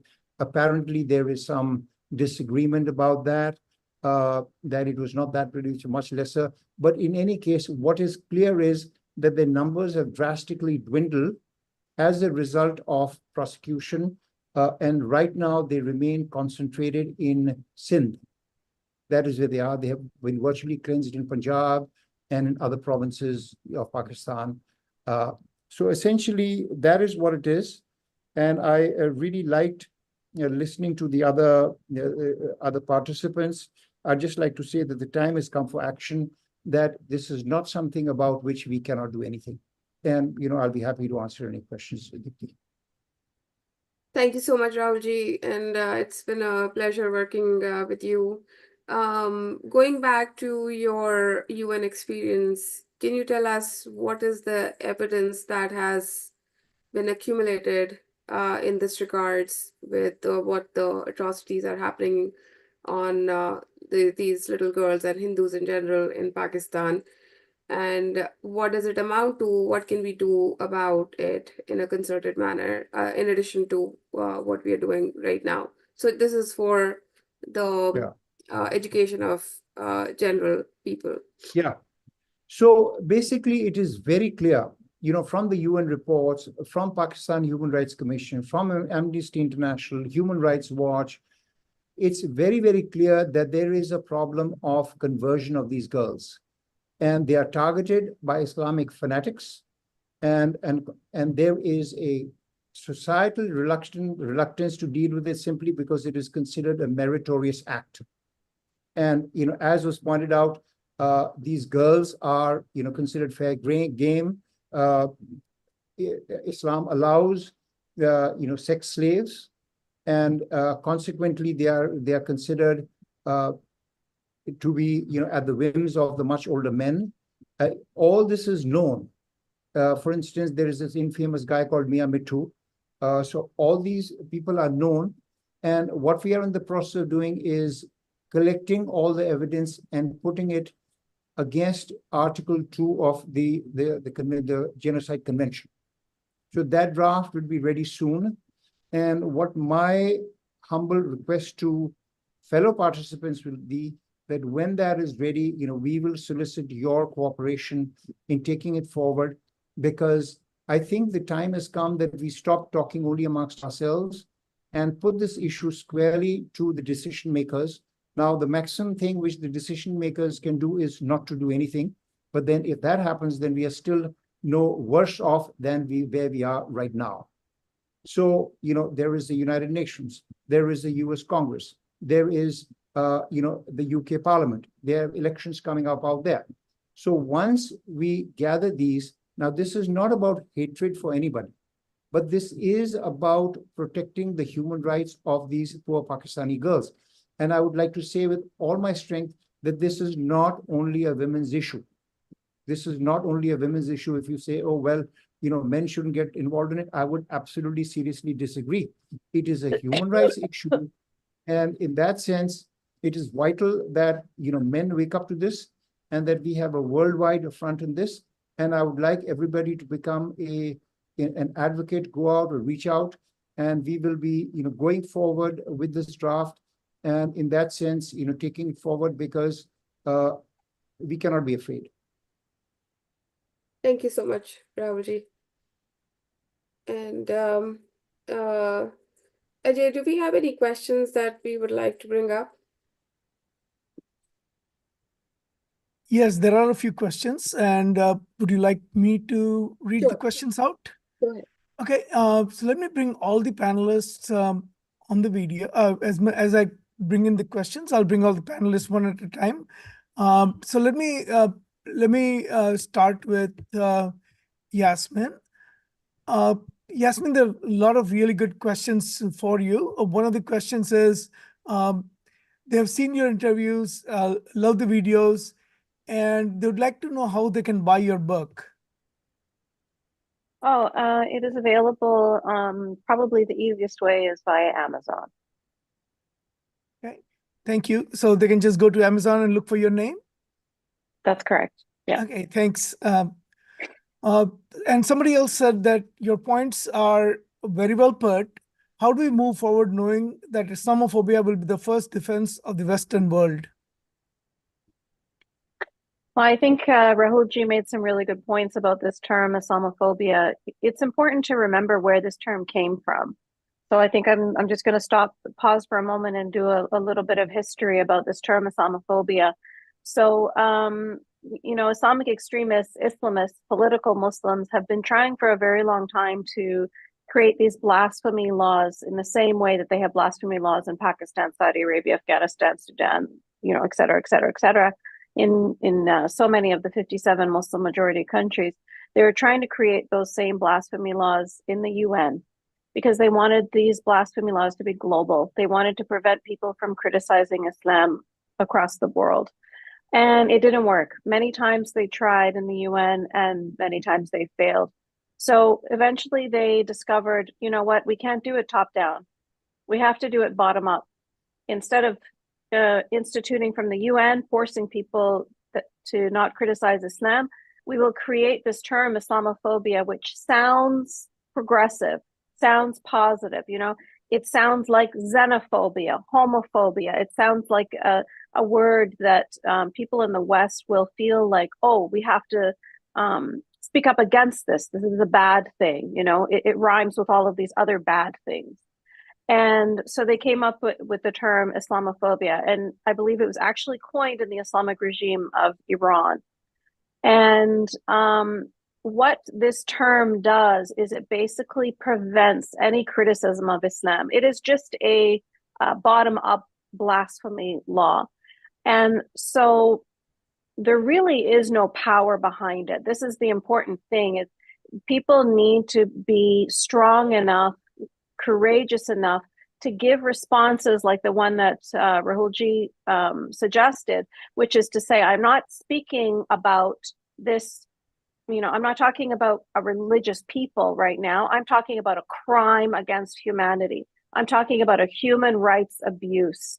And so when you refuse to allow this word to silence you, then you have the power. You have to remember that you always had the power. Just because they're using this word to silence you, it doesn't work unless you let it work. If you allow yourself to be silenced, then this word is useful for them. But if you do not allow that word to affect you at all, and you continue speaking up for these young girls in Pakistan, then the word has no power. So just remember that you are the one with the power, not this word. Thank you, Yasmin. I'll just like to add to this, Ajay, if I can. Sure, please go ahead. The UN definition says that it is not Islamophobic in itself to criticize the ideas, symbols, practices, and leaders of Islam, right? So that is the UN definition. And consequently, and I was reading today, even the United States Commission on International Religious Freedom says that, you know, you cannot criminally punish it. Now, what has happened in the world is there is a de facto acceptance of the word Islamophobia, which is far more powerful than only legal enforcement. So we are living at a time where there is de facto acceptance of this very powerful word. But go by the United Nations definition, which I would be happy to provide, that is, criticism of Islam in itself is not, ideas, practices, and leaders is not itself Islamophobic. So that is the defense. We are putting together a paper on how to fight this term. We are trying to have a conceptual breakthrough on this. Stay tuned for the results of our research. Thank you. That is a very good point. I did want to just add to that, though. In Canada, we have an Islamophobia minister, and that term, Islamophobia, in Canada is defined differently than it's defined in the UN. So in Canada, it's defined as any criticism of Muslims as individuals and the religion of Islam, including political Islam. So even to criticize political Islam, even to criticize people who want a global caliphate is considered Islamophobia. So you are right, Rahul, that part of this problem is this confusion with the definition of this word and people using it as a bludgeon regardless. It doesn't have actually any power, but people are using it to silence others. Thank you. There's a couple of questions for Priyanka. Priyanka, if you can turn your video on, we have two questions that have come for you. One is, what is the most effective way to expose the lies of biased reporters, and how do we expose the hypocrisy for persons like me with limited resources and information? So this was a question from Sanjeev Dahiwadkar. Can you guys see my video? Yes, we can. Yeah, and we Okay. can hear you. Yeah, so I mean, with limited resources, can I just get a sense of what limited resources are? And then I can answer the question. I don't know if that person He's- can be brought online, He's, but he's, I think this generally what he's trying to say is that Yeah, people I who can are still sitting answer. individually at If home don't have too many resources, and they Yeah, would like to become all you active. need is a phone. I know one guy that used to just record. He didn't even have time because he had 3 kids. That's my baby. Oh, Sorry about that. no, But no, I think that if we you appreciate you see taking time out. I know how limited, difficult it can be, so thank you for yeah. taking time. So she's learned that every time there's a webinar, she can get on the camera. So she tries to come in front of the screen. But Ah, what I was trying to say is limited resources, that's not an excuse. All you need these days are a phone that has a camera. If you have a smartphone, you don't really have limited resources. Don't worry so much about the sound quality. Don't worry so much. I mean, this one of my friends who now has millions of followers, actually, he started out recording videos in his car because he had 3 kids and he couldn't find a spot to go to. So he used to record these videos just cheap quality in his car. But the quality of what he was recording was so good and so truthful and so factual and to the point that today he has his own YouTube channel. He has a bunch of sponsors. He's made a career out of it. And that growth happened fairly quickly, I think over 2 years. But most of his videos were just him recording himself in the car. So limited resources is not really an excuse. Tell the truth, call people out because we need people to call, especially misinformation, disinformation, hypocrisy, biasness out that, hey, I read this article in the Chicago Sun-Times. It says this, but factually that's not correct. In reality, it should be ABC. If you just record that and put that out, it'll go viral more than likely because that it'll pick up on the trend, it'll pick up on everything and go viral. So that's what I would say. That's how I started out. It's don't get disheartened by just 10, 15 views because those 10, 15 shares turns out to hundreds of views, and those hundreds of views turns out to thousands of views, and thousands turns sometimes into millions of views. So your one voice does have an impact. thank you. There's one more question for you, but Lavanya, you were trying to say something. So sorry, I didn't mean to cut you off, but I saw it a little too late. That you're trying to say something. So please go ahead. No, I was just trying to add less resources in the sense probably not trained in journalism, not trained or not accessing, good resources, probably. But that's not necessary. As Priyanka has mentioned, just go ahead and do, you put your truth out. You don't need this editing software. You don't need these great things. So that the resources intimidate many people, but people don't need. Cell phone is more than enough. You don't need editing software. You don't need all these software. Yeah, and you also have a very significant following on all these social media channels, Lavanya. So thank you for chiming in. Raji, sorry, RGG, can I please add something to what Yasmin said about Islamophobia? That term actually seems to be borrowed from Hindu phobia. Research done by Sarah Gates from Australia actually found the term Hindu phobia being used in the 19th century in Britain. It's Right. actually invented there. And you have a really good article on that on your website. Yeah, exactly.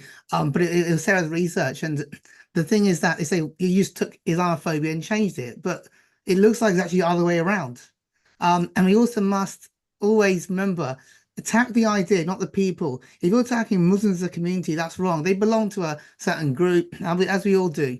You attack the ideas. The freedom of speech is an important cornerstone of Westernization, in fact, democracy everywhere. And that's what you need. When they say you're being Islamophobic, we're saying, well, your proponents saying that are attacking Westernization, Hindus, Israel, whatever. And by the same token, you're being racist or culturally chauvinist as well. But that's not really used as much, and it can be. Yep, absolutely. Satyaji, who we know quite well, has asked a question to Priyanka ji. In your work with Times of India Group, were you able to get any of the stories of girls in Pakistan published in the media? What kind of challenges you faced and how you overcame them? Are you aware that of Western deep state agenda using Islamic radicalism in their geopolitical goals? which is why we face the challenges of Islamophobia and suppression of news about issues of non-Muslim minor girls? Well, that's a loaded question, if there is one. But thank you for that question. It's an important one. I had my own show where I did not attack, I would say, but I did fact check and do research and objective videos. It was called Core Questions by the Times of India. So that was a national show that called out a lot of hypocrisy and biasness. What you have to keep in mind is in a media publication house the size of the Times of India group, they tend to garner journalists from both sides of the coin because it's all about profit at the end of the day. So not just their print publications, but digital. And so media houses in India have journalists, especially the bigger ones, Times of India, Hindustan Times. They have journalists from both sides of the coin, both sides of the political spectrum, I guess you could say. There's no way of, so the short answer to your question is yes, there were articles that were published. Were there enough articles? Were they published in the right way? Cannot confirm, just because there were so many publications and so many journalists that were there. What I can say is in my personal effort, I did call it out quite a few times on my personal social media as well as the Times of India group media. And that's what I'm saying, that whatever other people are doing, my videos would go more viral than most veteran journalists that were there for 30 years. Why? Just because people wanted to hear the fact check. People wanted to hear what was going on. People wanted to hear these sort of hypocrisies that are not in mainstream media. I think now there is an awareness among the masses in India, as well as the United States and other countries, that, look, the media doesn't portray the objective truth. People are aware of that basic fact. So that is why they're going on to digital platforms or however they consume news to find that truth. The best you can do is do it yourself, and hopefully you get that support. And I did get the support of the Times of India group. So it did go on a large scale. It did get published on a large scale, I should say. So, Lavanya, please chime in. And also, there's one more question as to what kind of educational activity can we do around it, around this issue and similar issues. So, because you have academic background, you may want to talk about that as well. That's the point I was actually going to talk. After the 1857, the first war of independence in India, there was polarization, and British actually started supporting the Muslim groups, and then that was the time the Hindu phobia actually began spreading in India. So this is, of course, not a well-studied aspect of Indian history, as all aspects of Indian history. Of course, the first war of independence is also denounced as a mutiny, as you all know. It's a widespread movement, but still, it was, denounced as not very important. So, anyway, the point I was going to point out was research on Indian history is very slanted. It is still colonialist. Many aspects of Indian history are still narratives, constructed narratives. Somebody was pointing out Hindus were always attacked for caste. Caste is not even a category that you would find in ancient texts. You would find it from Manu and after that. But they attribute it to the Vedas. And one of the verses that they quote is the Purusha Sukta. Purusha Sukta doesn't mention any varna, doesn't mention any particular issues that they talk about. Purusha Sukta actually mentions all the beings, all the creation, the trees, the animals, the everything that's related to the creation, related to the universe, including the humans, originated from the divine body. What's wrong with considering everything in this world as divine? The verse is a noble verse, but it is interpreted as a verse on caste, verse on division, verse on race, which is not true. And of course, we know the story about race and Aryans and all this. That's the myth. And the Hindu phobia. The Hindu phobia, of course, was used in 1850s. And by 1880s, it actually got into the books and they started recording it. And of course, it is based on these political polarization that actually British used for their own advantage, for their own administration. but we don't see these aspects in the textbooks. So the textbooks, anybody that is talking about Indian history, talking about Indian society, is all speaking about these narratives, not really based on evidence. So I really want everyone to be aware of the shortcomings in Indian history and point them out. Anytime anybody points out about caste, race, these divisions are not common to India. It's not our indigenous faith. We don't have that built in.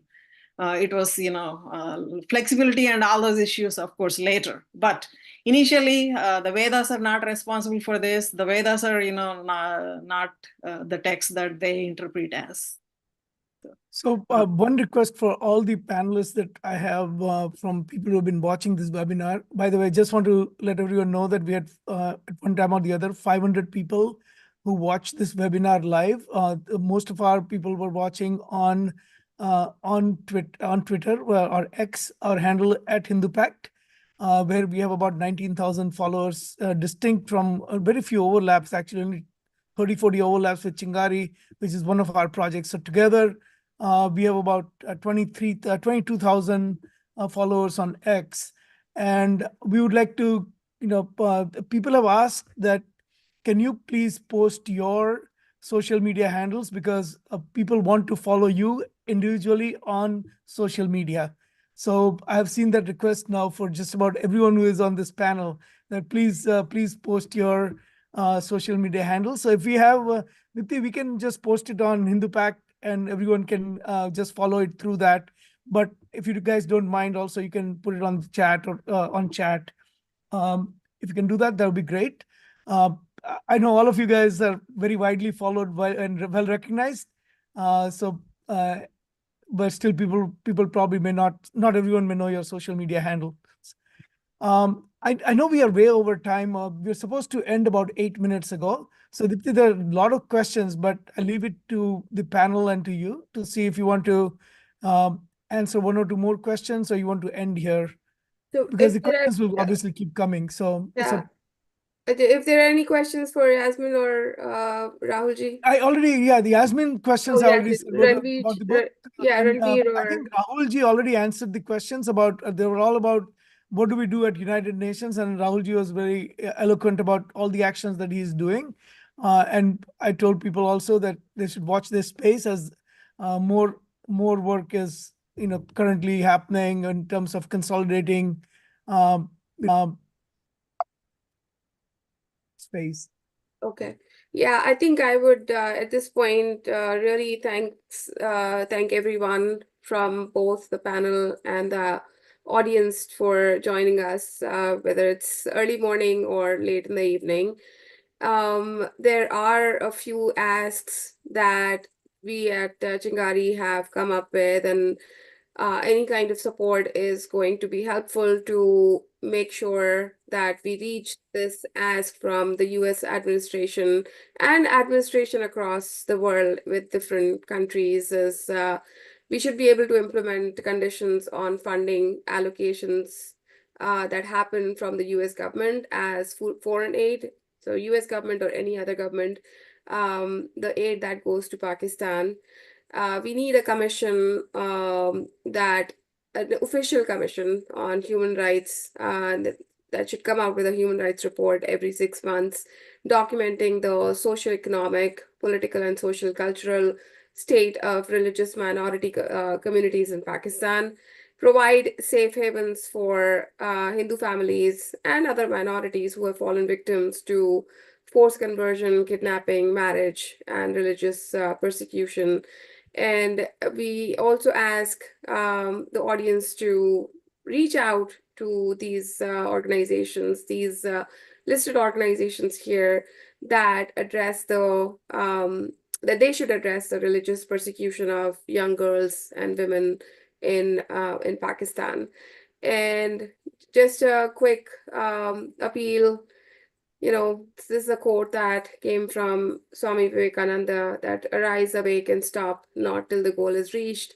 And that is something that I think everybody on this panel was able to articulate very, very effectively and efficiently, that we are all in this together. we all need to raise our voice and make a difference that some girl's life gets changed in Pakistan and other countries. But specifically for Chingari, it's focused on these little girls that my heart goes out to, that suffer on a daily basis going through these atrocities. So please follow us, please support us and join this this effort that we started a few years ago. So thank you so much. Thanks everyone for joining us today. Thank you, Deepti. Thank you, Ajay, for organizing this. Thank you. Namaste. Thank you, everybody. And remember, Thank you. street Thank action you. does work. HHRs proves it. It does work. BBC cut me out of interviews, but we continue. So without street action, things don't change. Thank you so much for this. Thank you. Thank you, everyone. Everyone.